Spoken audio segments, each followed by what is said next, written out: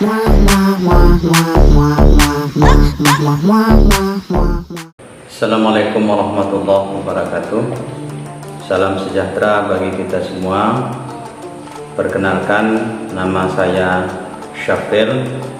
Saya dosen tetap program studi Ilmu Al-Quran dan Tafsir Fakultas Ilmu Agama Islam Universitas Islam Indragiri. Di semester genap ini saya mengampu beberapa mata kuliah, yaitu mata kuliah Ulumul Quran 2, Tafsir Ayat Hukum, kemudian Qiraatul Kutub, kemudian ada Tahfiz 2. Salah satu mata kuliah Ulumul Quran 2 sebagai pernyataan diri dosen dalam unjuk kerja Tridharma Perguruan Tinggi dalam bidang pengajaran.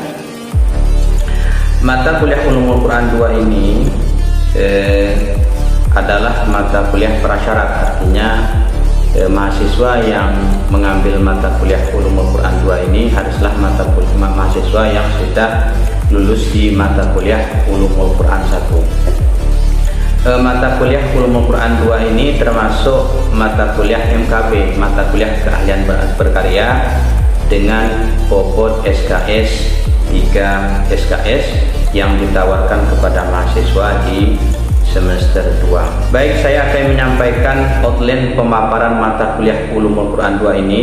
Yang pertama adalah deskripsi mata kuliah, yang kedua adalah capaian pembelajaran mata kuliah, yang ketiga adalah metode perkuliahan dan sistem pembelajaran, yang keempat ada materi pembelajaran, yang kelima sistem penilaian, yang keenam buku referensi, dan yang terakhir itu dilengkapi dengan rekaman video pembelajaran di kelas. Baik, yang pertama adalah deskripsi mata kuliah. Di mata kuliah Ulumul Quran 2 ini merupakan lanjutan dari mata kuliah Ulumul Quran 1 yang materi kajiannya mencakup semua aspek yang berhubungan dengan Al-Quran, dari sisi i'jazul Quran, kemudian kaidah-kaidah pokok yang menjadi dasar dalam penafsiran Al-Quran, seperti misalnya tentang qat'i dan zanni, tentang am dan khas, tentang mutlak dan muqayyad, mantuq dan mafhum, yang sebenarnya materi-materi ini merupakan kaidah kebahasaan, kemudian dijadikan salah satu sebagai materi dalam kaidah penafsiran Al-Quran. Nah, kemudian ada lagi pembahasan tentang korelasi antar ayat antar surat dalam Al-Quran atau munasabah, kemudian kaidah penafsiran, kaidah penulisan, dan kaidah penerjemahan Al-Quran, dan materi-materi lain yang ada hubungannya dengan Al-Quran. Kemudian yang kedua, capaian pembelajaran mata kuliah atau CPMK. Yang pertama, mahasiswa mampu memahami dan mampu menjelaskan pokok-pokok bahasan di dalam ilmu Al-Quran. Mahasiswa mampu memahami apa itu i'jazul Quran, apa itu qat'i dan zanni, apa itu mantuq dan mafhum, apa itu am dan khas, dan seterusnya dan seterusnya. Kemudian mampu dia menjelaskan materi-materi itu sendiri. Yang kedua, mahasiswa mampu menganalisa dan menjelaskan isu-isu keagamaan yang berkembang di tengah masyarakat berdasarkan teori ilmu Al-Quran itu sendiri. Jadi kalau ada masalah-masalah keagamaan, kita harapkan mahasiswa kita itu mampu menganalisa, menjelaskan berdasarkan kaidah-kaidah keilmuan di dalam Ulumul Quran itu sendiri. Yang ketiga yang kita harapkan dan menjadi salah satu capaian pembelajaran mata kuliah Ulumul Quran ini adalah mahasiswa mampu menghasilkan karya dalam bidang Ulumul Quran dan dapat mempublikasikannya dalam jurnal baik jurnal atau media online maupun media cetak. Jadi artinya mahasiswa tidak hanya memahami, menjelaskan, tapi dia mampu menghasilkan sebuah karya dalam bidang ulumul Quran ini dan dipublikasikan karya itu di dalam jurnal maupun di dalam media. Dan yang keempat yang menjadi capaian pembelajaran mata kuliah adalah mahasiswa mampu menampilkan diri sebagai pribadi yang berakhlak Qurani. Jadi yang kita ukur juga itu adalah dari sisi akhlaknya, taat dalam menjalankan kewajiban agama, taat dalam beribadah, kemudian berperan aktif di tengah masyarakat, ya karena ilmu-ilmu agama, apalagi ilmu-ilmu Al-Quran itu adalah ilmu-ilmu pengabdian masyarakat. Jadi kita harapkan mereka terjun, mereka tampil mengabdikan ilmunya di tengah-tengah masyarakat itu sendiri. Nah, selanjutnya mode perkuliahan dan metode pembelajaran. Ya. Jadi mode perkuliahan itu adalah model pembelajaran langsung tatap muka dengan jumlah maksimal 14 kali, itu tidak termasuk UTS dan UAS. Jadi kalau termasuk UTS dan UAS itu 16 kali. Kemudian satu kali pertemuan waktunya itu 150 menit. Nah, kemudian metode pembelajaran itu saya bagi ke dalam dua kategori saja. Yang pertama adalah metode ceramah, itu sebanyak 50%. Jadi saya yang menyampaikan materi terlebih dahulu, memberikan gambaran tentang materi supaya mahasiswa itu memahami materi yang menjadi pelajaran pada hari itu. Karena memang mahasiswa kita ini tidak hanya berlatar belakang pesantren, tetapi ada juga mahasiswa yang latar belakang pendidikan umum. Dan ini kita tahu bahwa pengetahuan dasarnya di bidang agama, lebih-lebih dalam bidang ulumul Quran itu masih minim sekali. Oleh karena itu maka kita bantu dengan menjelaskan materi-materi itu sendiri, termasuk misalnya klarifikasi dan penjelasan yang saya sampaikan setelah mereka melakukan diskusi. Nah, itu sebanyak 50%. Kemudian presentasi, diskusi dan tugas itu juga 50%. Jadi karena mereka sudah semester 2, itu kita berikan tugas. Tugas itu ada tugas mandiri, ada tugas kelompok untuk membuat makalah, ya. Yang kita sarankan sumbernya dari yang berbahasa Indonesia maupun sumber dari yang berbahasa Arab. Nah, pertama kita tugaskan mahasiswa ini untuk membuat makalah agar mereka terbiasa dan terampil dalam menulis dan mengungkapkan gagasannya lewat tulisan. Nah, itu. Yang kedua diskusi, ya, diskusi. Jadi presentasi kemudian diskusi itu saya kasih sebanyak 50%. Jadi porsinya sangat besar karena disitulah kita memberikan kesempatan kepada mahasiswa untuk mengembangkan dirinya seluas-luasnya. Kemudian materi pembelajaran. Materi pembelajaran yang pertama adalah mukjizat Al-Quran. Pertemuan pertama itu mukjizat Al-Quran atau istilah lain dengan I'jazul Quran. Materi ini memberikan penjelasan kepada mahasiswa tentang salah satu unsur yang ada, salah satu unsur dalam kajian ulumul Quran itu adalah tentang mukjizat Al-Quran. Al-Quran berfungsi sebagai mukjizat. Nah, mukjizat itu misalnya ada 3 aspek. Ada mukjizat dari segi kebahasaan, ada mukjizat dari segi informasi ghaib, dan ada mukjizat dari sisi isyarat ilmiah Al-Quran. Nah, pertemuan yang kedua itu ada pembahasan tentang qat'i dan shani. Jadi mana, apa itu qat'i dan shani?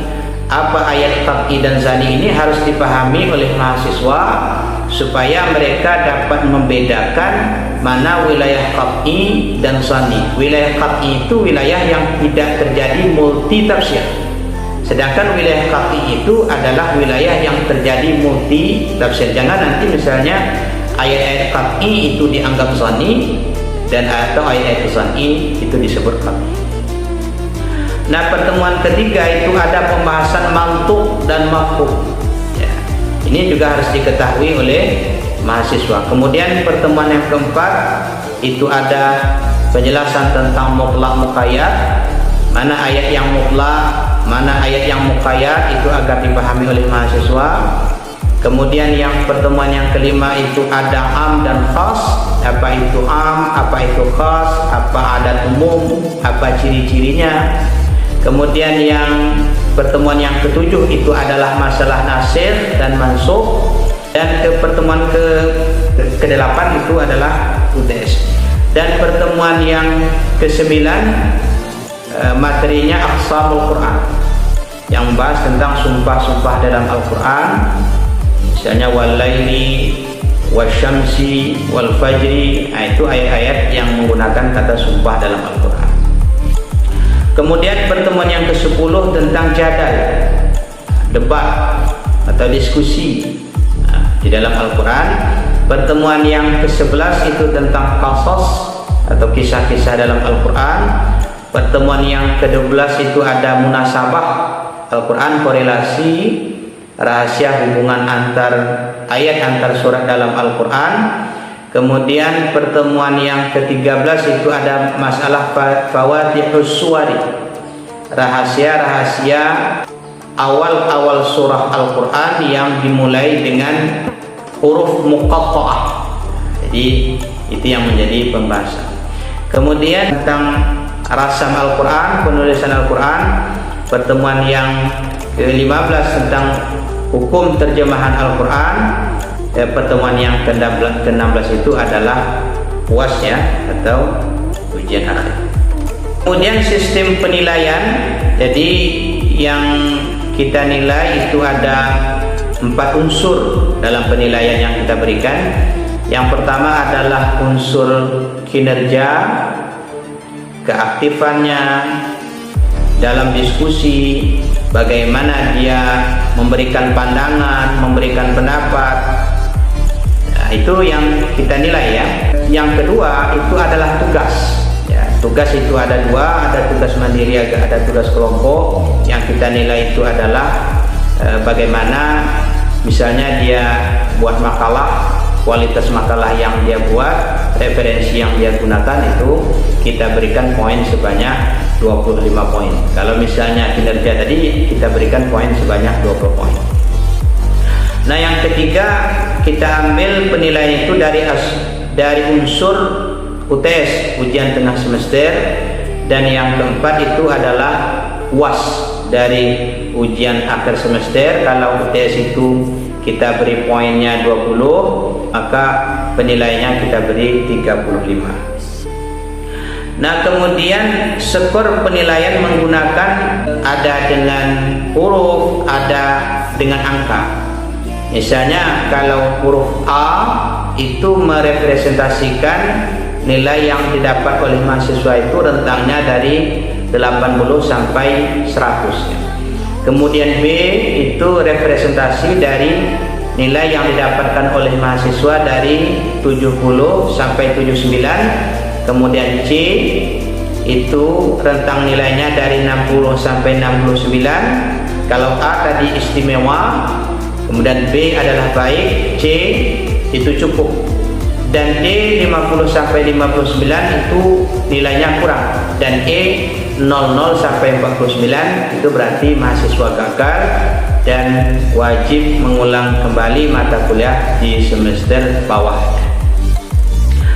Kemudian buku referensi yang kita tawarkan kepada mahasiswa itu saya bagi ke dalam 2 sumber.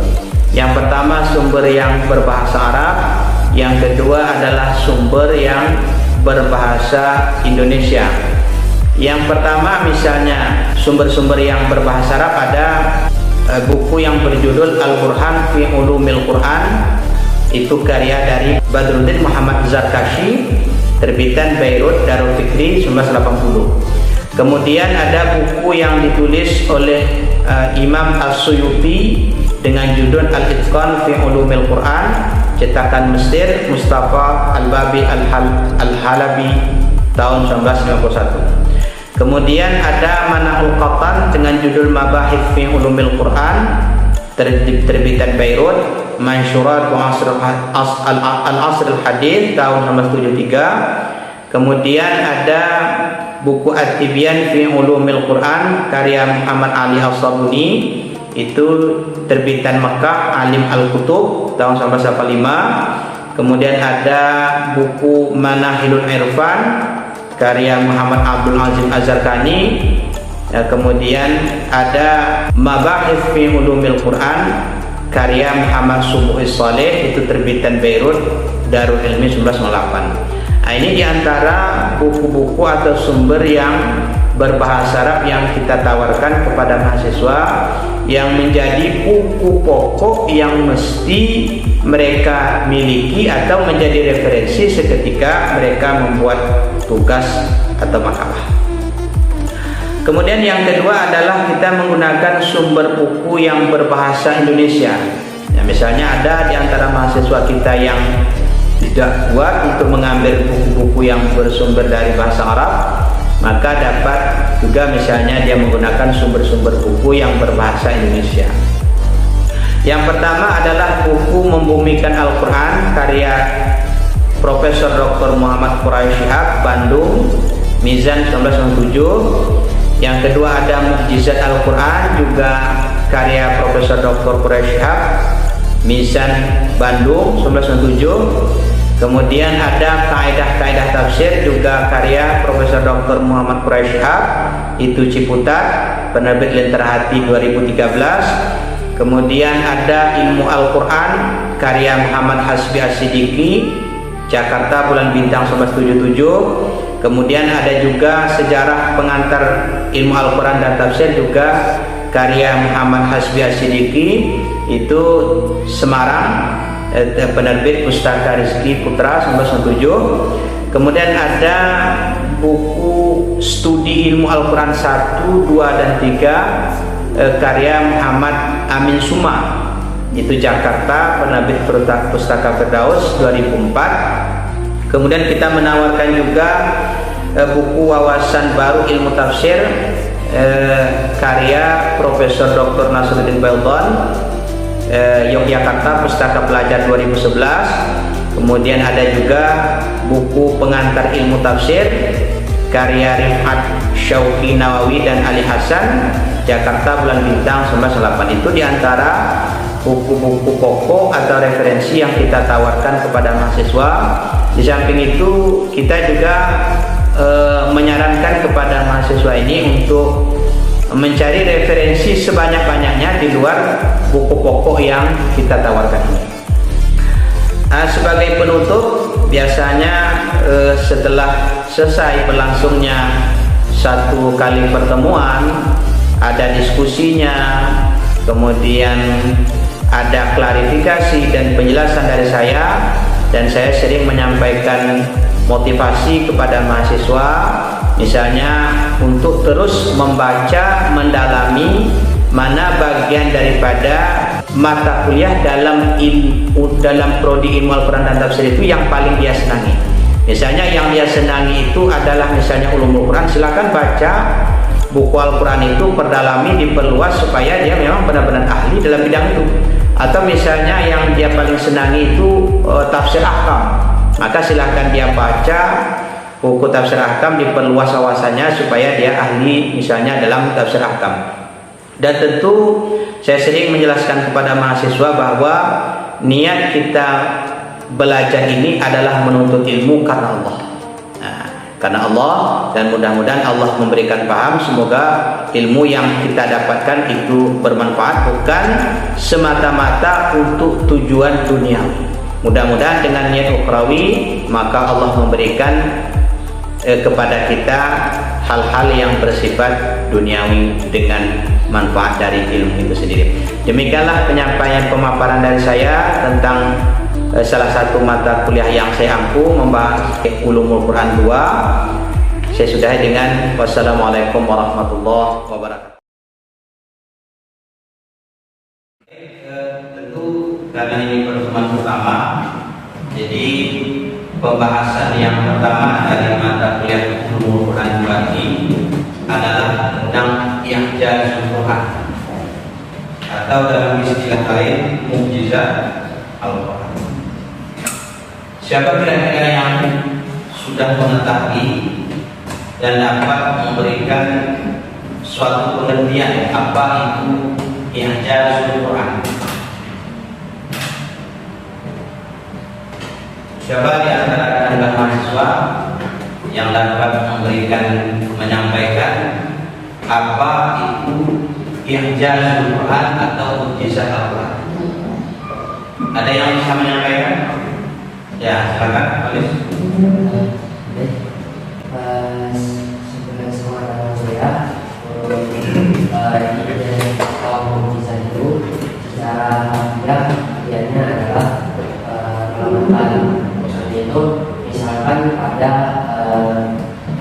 dua pihak yang berselisih, salah satu yang dibuat itu melemahkan salah satu pihak lainnya sehingga tidak bisa melawan dan melemahkan sebelah yang bersangkutan. Ya, yang pengertian pemahaman yang disampaikan oleh rekan kita Alis. Kalau ada yang lain sebelum saya jelaskan apa itu pengertian I'jazul Quran atau mukjizat? Ada, silakan, saya bilang. Jadi menurut yang saya ketahui, mukjizat Al-Quran yaitu keistimewaan Al-Quran yang tidak ada pada kitab lainnya. Seperti misalnya Al-Quran itu tidak langsung oleh Allah, tidak seperti kitab lainnya. Jadi mukjizat itu keistimewaan. Sekian, terima kasih. Oke, kalau ada yang lain ingin memberikan pengertian apa itu I'jazul Quran atau mukjizat Al-Quran, mungkin ada yang lain di yang di belakang, Taufik mungkin. Orang sering menyebutnya dengan ilmu I'jazul Quran atau dalam istilah lain mukjizat Al-Quran.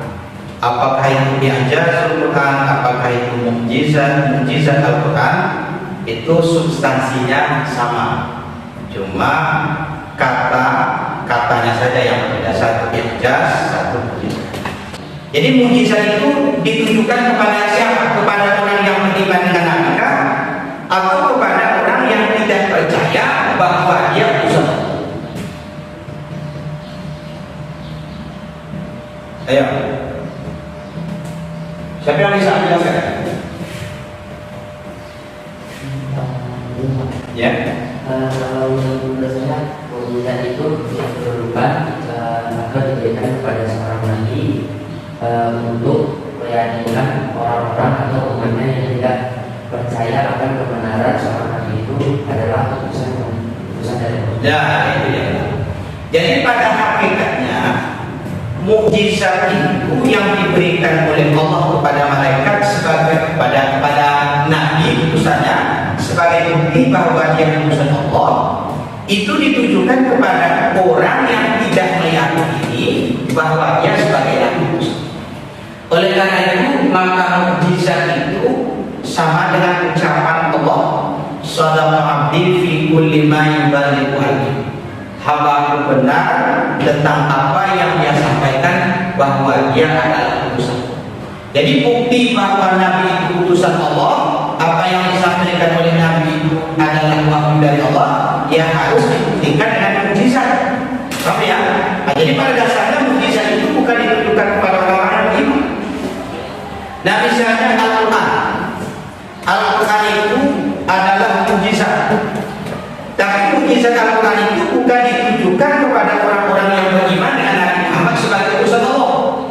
Kalau kepada orang-orang yang beriman, kepada orang-orang yang mutakin, maka Al-Quran itu adalah sebagai hidayah, sebagai pedoman, sebagai petunjuk. Tak ada fungsi mukjizat itu.